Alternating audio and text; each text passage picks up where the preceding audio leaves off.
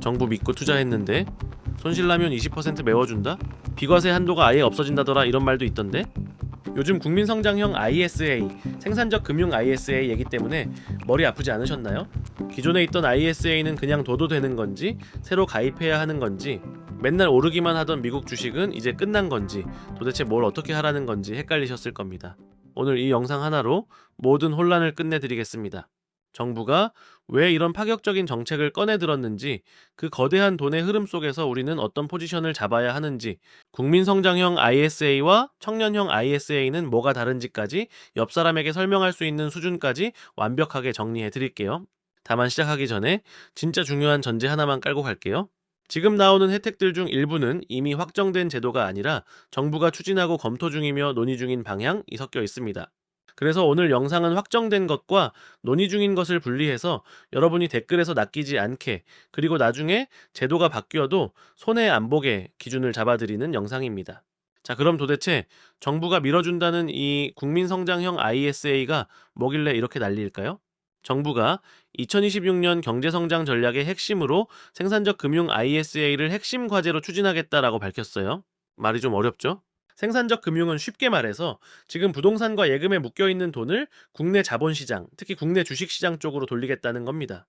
아파트를 사고 파는 돈이 아니라 기업으로 자금이 들어가면 공장을 짓고 사람을 뽑고 기술 개발을 하고 경제 전체가 돌아갑니다.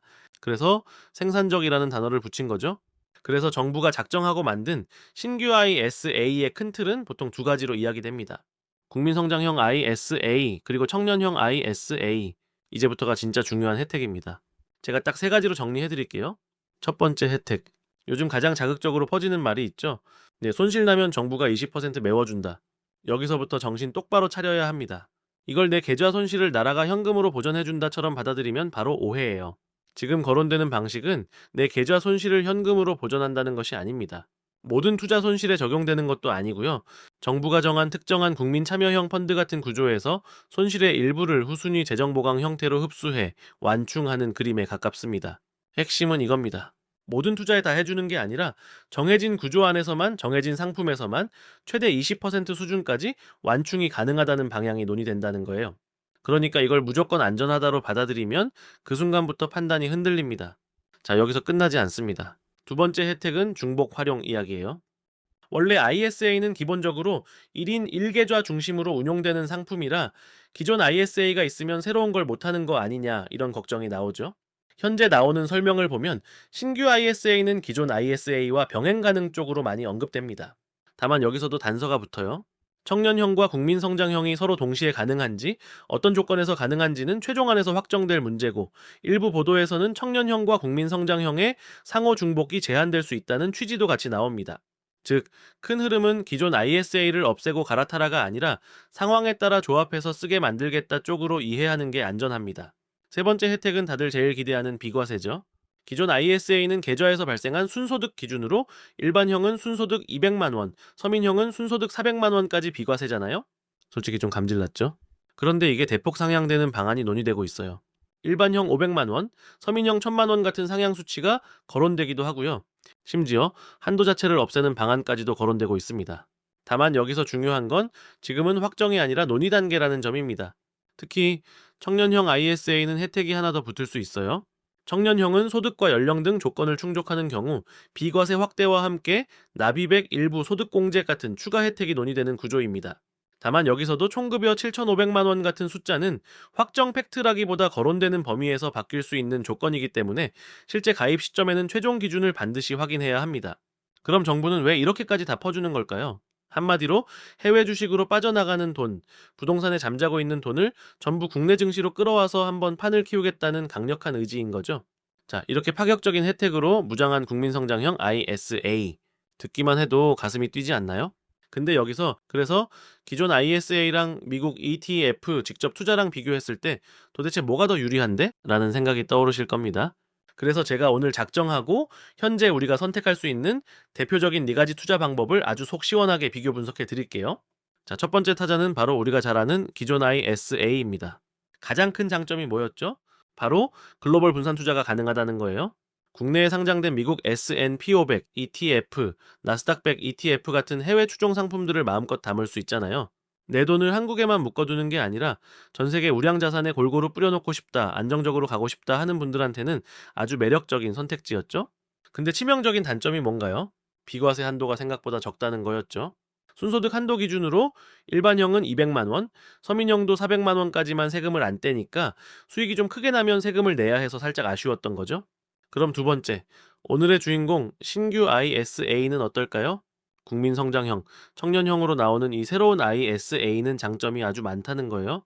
비과세 한도를 확정 전이지만 확대하는 방향이 추진되고 있고 일부 안에서는 일반형 500만 원, 서민형 1000만 원처럼 거론되는 수치도 있습니다.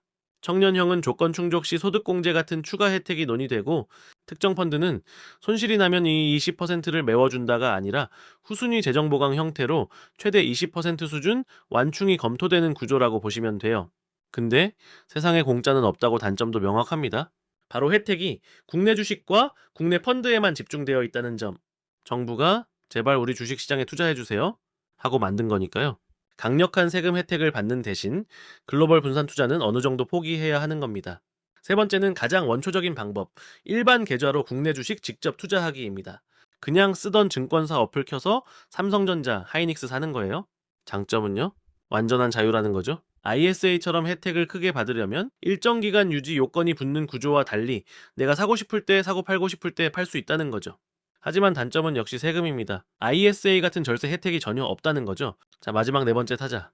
지난 몇 년간 우리를 웃게 했던 미국 주식 직구입니다. 애플, 엔비디아, 테슬라를 직접 사는 거죠. 장점은 뭐 말할 것도 없습니다.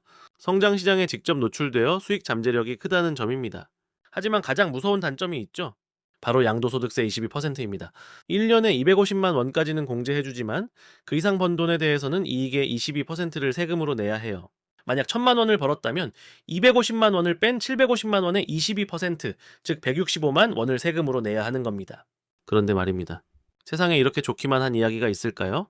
정부가 내 투자 손실까지 메워주면서 세금을 깎아준다? 뭔가 좀 이상하지 않아요? 맞습니다. 세상에 공짜 밥은 없습니다. 이 파격적인 혜택 뒤에 숨겨져 있는 여러분이 가입 전에 반드시 알아야 할 치명적인 함정 3가지를 지금부터 아주 냉정하게 짚어드릴게요. 이거 안 듣고 가입하면 진짜 크게 후회할 수도 있습니다. 첫 번째 함정, 손실 20% 보전은 절대 공짜 안전장치가 아닙니다. 이게 모든 투자 손실을 다 막아준다는 뜻이 절대 아니에요. 정부가 지정한 특정 국민 참여형 펀드에 투자했을 때만 해당될 가능성이 매우 높습니다. 그럼 이게 뭐가 문제냐고요? 여러분의 투자 선택권이 극도로 제한된다라는 거예요. 내가 투자하고 싶은 삼성전자, 내가 유망하게 보는 바이오 기업이 아니라 정부가 이 펀드에 넣으세요 하고 정해준 곳에만 돈을 넣어야 그 혜택을 받을 수 있다라는 거죠. 이건 투자자의 자율성을 침해하는 것과 더불어 사람들에게 도덕적 해이를 불러일으킬 수 있다는 겁니다. 어차피 손실 나도 나라에서 20%는 막아주는데 뭐 대충 아무거나 사자. 이런 식의 채 묻지마 투자를 오히려 부추길 수 있다는 거예요. 이건 건강한 투자가 아니라 눈먼 돈이 몰려드는 투기판으로 변질될 위험이 있습니다. 두 번째 함정 혜택이 국내 주식계만 집중되어 있다는 점입니다. 이건 투자의 가장 기본 원칙인 글로벌 분산 투자에 정면으로 위배됩니다. 여러분, 모든 돈을 한국 주식시장이라는 하나의 바구니에만 담는 게 얼마나 위험한 일인지 아세요? 만약에 우리나라 증시가 장기 침체에 빠지면 어떻게 하실 건가요? 미국, 유럽, 인도 시장은 훨훨 날아가는데 나만 국내 시장에 돈이 묶여서 10년, 20년 동안 수익은커녕 원금만 까먹고 있을 수도 있다는 겁니다. 정부가 강한 의지를 보여도 그건 희망일 뿐이지 보장된 미래가 아니잖아요. 이 정책은 국내 증시가 활황일 땐 엄청난 무기가 되지만 반대로 침체기에는 빠져나올 수 없는 독이 될 수도 있다는 걸 반드시 기억해야 합니다. 마지막 세 번째 함정, 이 모든 게 아직 확정된 게 아니라는 사실입니다. 제가 지금까지 설명드린 비과세 한도, 소득공제율, 손실보전 방안 같은 핵심적인 내용들이 대부분 현재 논의 중인 사안들이에요. 아직 법으로 확정된 팩트가 아니란 말입니다. 논의 중인 걸 마치 확정된 혜택인 것처럼 믿고 내 모든 투자 계획을 세우는 것만큼 위험한 건 없습니다. 정책이라는 건 언제든지 바뀔 수 있고 혜택이 축소될 수도, 심지어는 아예 없던 일이 될 수도 있어요. 뜬구름 잡는 기대감에 부풀어서 섣불리 움직이면 안 됩니다. 자, 여기서 오해하지 마세요. 제가 찬물 끼얹으려고 이 얘기하는 게 아닙니다. 오히려 반대로 해요. 이 제도는 잘만 활용하면 정말 좋은 기회가 될 수 있습니다. 하지만 이런 함정들을 정확히 인지하고 뜬구름 잡는 기대감을 싹 걷어낸 다음에 현실적인 투자 전략을 세워야 한다는 겁니다. 그래서 우리는 지금 당장 뭘 해야 할까요? 딱 두 구간입니다. 출시 전엔 준비, 그리고 출시 후엔 확정 조건 보고 실행하는 겁니다. 먼저 출시 전까지 우리가 지금 당장 해야 될 일의 첫 번째 단계입니다. 이건 오늘 영상 끝나자마자 바로 해야 돼요. 뭐냐? 바로 기존 ISA 계좌가 있는지부터 확인하고, 만약 없다면 지금 당장 중개형 ISA를 하나 만들어 두는 겁니다. 아니, 어차피 새로 나온다면서 기존 걸 왜 만들어요? 라고 묻는 분들, 이게 바로 핵심입니다. ISA는 연간 납입 한도가 있고, 이 한도를 다 못 채우면 다음 해로 이월시켜주는 기능이 있어요. 미리 계좌를 터놔야 이 혜택을 온전히 받을 수 있는 거죠. 또 제도가 어떻게 바뀔지 모르기 때문에 기존 제도의 혜택을 일단 확보해두는 일종의 보험인 셈입니다. 만드는데 돈 드는 거 아니잖아요. 그냥 비어있는 만능 통장 하나 미리 만들어 놓는다고 생각하세요. 가장 중요한 첫 단추입니다. 자, 두 번째 단계, 나 자신을 아는 시간입니다. 내 투자 성향을 명확하게 파악해야 돼요. 나는 원금 손실은 절대 못 참는 안정형인지, 아니면 좀 위험을 감수하더라도 높은 수익을 노리는 공격형인지 스스로에게 물어봐야 합니다. 그리고 이 돈이 최소 3년 이상은 꼼짝없이 묶어둘 수 있는 여유 자금인지도 반드시 점검해야 하고요. 이걸 알아야 나중에 어떤 상품에 얼마를 넣을지 그 비율을 정할 수 있겠죠? 세 번째 단계는 주시하는 겁니다. 제가 계속 말씀드렸지만 이건 아직 확정된 법이 아니에요. 계속해서 정부의 공식 발표, 특히 연말에 나올 세법 개정안을 눈여겨봐야 합니다. 자, 이렇게 준비를 마쳤다고 칩시다. 드디어 신규 ISA가 실제로 출시되고 최종 조건이 확정되면 그때 실행입니다. 출시 후 첫 번째 단계는 뭐냐? 최종 선택의 시간입니다. 내 나이와 소득 조건을 다시 한번 확인하고 청년형 ISA와 국민성장형 ISA 중에서 나에게 더 유리한 상품을 최종적으로 고르는 겁니다. 소득공제 같은 추가 혜택을 받을 수 있고 국내 투자 중심 구조를 감수할 수 있다면 청년형이 유리할 가능성이 크겠죠. 자, 이제 마지막 두 번째 단계, 바로 실행입니다. 내가 미리 파악해둔 투자 성향과 자금 규모에 맞춰서 신규 ISA와 기존 ISA에 각각 얼마씩 돈을 넣을지 투자 비중을 결정합니다. 신규 ISA에는 세제 혜택을 극대화할 국내 배당주나 성장주 펀드를, 기존 ISA에는 안정적인 글로벌 분산을 위한 미국 S&P 500 ETF를 담는 거죠. 어때요? 이제 머릿속에 그림이 그려지나요? 남들이 좋다더라에 끌려가면 결국 제도가 아니라 내 돈이 흔들립니다. 오늘 영상의 목적은 하나입니다. 국민성장형 ISA를 무조건 찬양하는 것도 아니고 무조건 까는 것도 아니에요. 확정된 팩트와 논의 중인 변수를 분리해서 여러분이 손해보지 않게 기준을 만들어 드리는 것입니다. 지금까지 경제학 똑똑이었습니다.